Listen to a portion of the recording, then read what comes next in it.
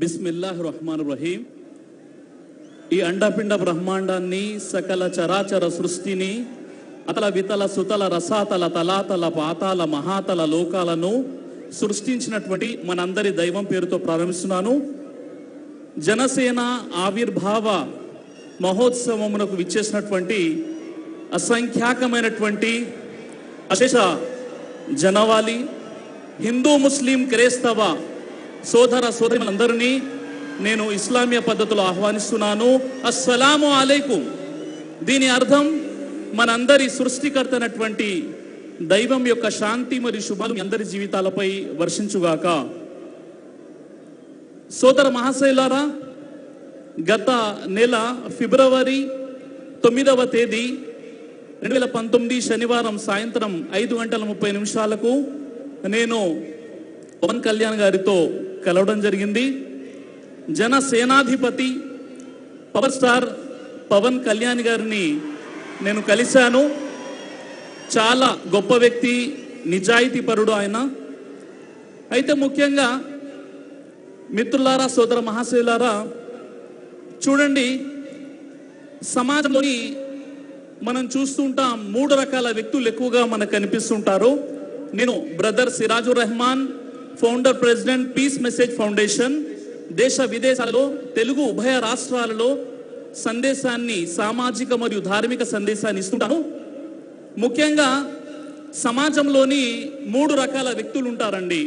మొదటి రకం వ్యక్తులు ఎవరంటే, నేను బాగుండాలి, నేను మాత్రమే బాగుండాలి అనే ఆలోచన కలిగిన వారు.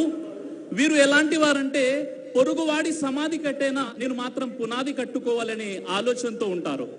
రెండో రకం వారు ఎవరంటే, నేను బాగుండాలి, నా కుటుంబం మాత్రమే బాగుండాలి అని ఆలోచించేవారు. మూడో రకం వారు ఎవరంటే, అందరూ బాగుండాలి, అందులో నేనుండాలి అని భావించేవారు. కానీ ఈరోజు నేను 4వ రకం వ్యక్తిని పరిచయం చేస్తున్నాను. ఆ 4వ రకం వ్యక్తి ఎవరు అంటే, నేను ఏమైపోయినా పర్వాలేదు, నా సమాజం బాగుండాలి అని కోరుకునేవారే పవర్ స్టార్ పవన్ కళ్యాణ్ గారు. సోదరులు చూడండి, ఈరోజు మన సమాజ పరిస్థితి, మన దేశ పరిస్థితి ఎలా ఉందో అనునిత్యం ప్రచార ప్రసార మాధ్యమాల ద్వారా వింటూ ఉన్నాం, చూస్తూ ఉన్నాం.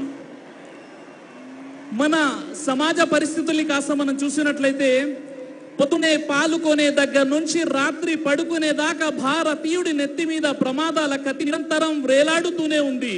పీల్చే గాలిలో కాలుష్యం, ప్రయాణంలో ప్రమాదం, రోడ్ల మీద మృత్యు కుహరాలు, కార్పొరేట్ ఆసుపత్రుల్లో కాలయములు, పోలీసుల చేతిలో లాఠీలు, బుల్లెట్లు, ప్రేమికుడి చేతిలో యాసిడ్ సీసాలు, అర్తల భర్తల చేతిలో కిస్నైలు, అగ్గిపెట్టెలు, నకిలీ ఎన్కౌంటర్లు, లాకప్ మరణాలు, తేలని న్యాయం కోసం జైళ్లలో గడిపే జీవితాలు, అడుగడుగున ప్రాణాంతకరమైనటువంటి పరిస్థితులు, ఎటు చూసినా అనైతికత, అనైక్యత, అశాంతి, అభద్రత రాజ్యమేలుతున్నాయి.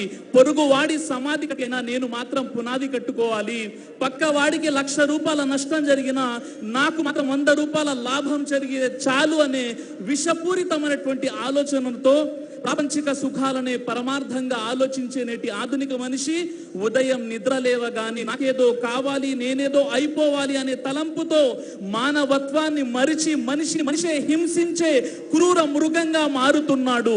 నీతిని పక్కన పెట్టి, మమతను వెనకకు నెట్టి, మానవతను మట్టు పెట్టి, మారణ హోమం రగిల్చి ఈ భూమిని మరిభూమిగా మార్చి మనిషి జీవితం గడుపుతున్నాడు.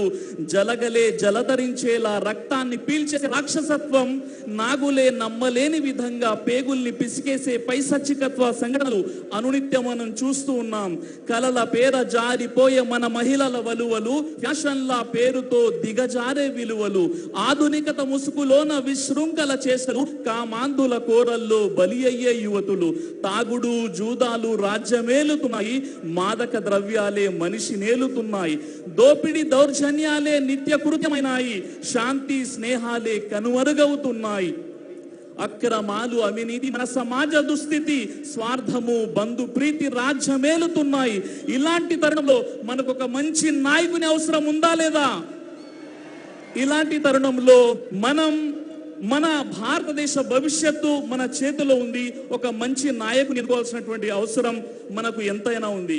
చూడండి, ఇస్లాం ధర్మంలో సహీ బుఖారీ హదీస్ గ్రంథం హదీస్ నంబర్ 2545లో చెప్పడం జరిగింది, ప్రతి వ్యక్తి కూడా, ప్రతి పౌరుడు ఒక బాధ్యతాయుతమైనటువంటి పౌరుడు, ప్రతి పౌరుడు కూడా తాను దైవం ముందు ప్రశ్నించబడతాడని చెప్పడం జరిగింది. సోదరులారా, ఈ రోజు మనం చూస్తున్నాం మన సమాజంలో హిందువులు, ముస్లింలు, క్రైస్తవులు వేరువేరుగా జీవితం గడుపుతున్నారు. గీతా శాస్త్రం అంటుంది, అద్వైష్ట సర్వభూతానాం మైత్రీ కరుణైవచ నిర్మమో నిరహంకార సమదుఃఖ సుఖః క్షమి. సమస్త ప్రాణుల ఎడల ద్వేషము లేనివాడు, అహంకార మమకారములు లేనివాడు నాకు ఇష్టుడు అని గీతా శాస్త్రం అంటుంది. ఇదే విషయం ఖురాన్ అంటుంది, యా అయ్యుహన్నాసు తఖూ రబ్బకుముల్ లదీ ఖలఖకుం మిన్ నఫ్సిన్ వాహిదా. ఓ మానవులారా, మీరంతా ఆదమ సంతానం. వారు హిందువులైనా, ముస్లింలైనా, క్రైస్తవులైనా, సిక్కులైనా, జైనులైనా, బౌద్ధులైనా, ఆస్తికులైనా, నాస్తికులైనా, మానవులంతా ఒకే జంట సంతానం, పరస్పరం సహోదరులు, రక్త సంబంధికులు అని చెప్పడం జరిగింది. ఇదే విషయం భవిష్య పురాణం అంటుంది, ఆదమో నామ పురుష పత్ని హవ్యవతి తదా. ఆదమ సంతానమే సమస్త మానవాళి అని చెప్పడం జరిగింది. సోదర మహాశయులారా, మానవులంతా ఒకే జంట సంతానం అని చాలా స్పష్టమైనటువంటి విషయం చెప్పడం జరిగింది.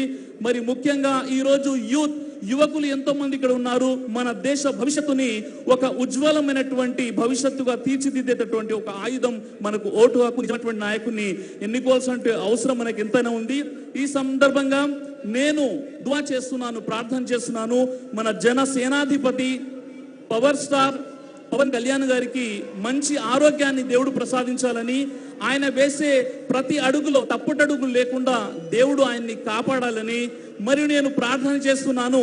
అలా నా ఈ దేశాన్ని మతోన్మాదము నుండి, మారణ హోమము నుండి, మానవత్వం మరచిన మృగాల నుండి, నరరూప రాక్షసుల నుండి నా ఈ దేశాన్ని కాపాడు. జై హింద్.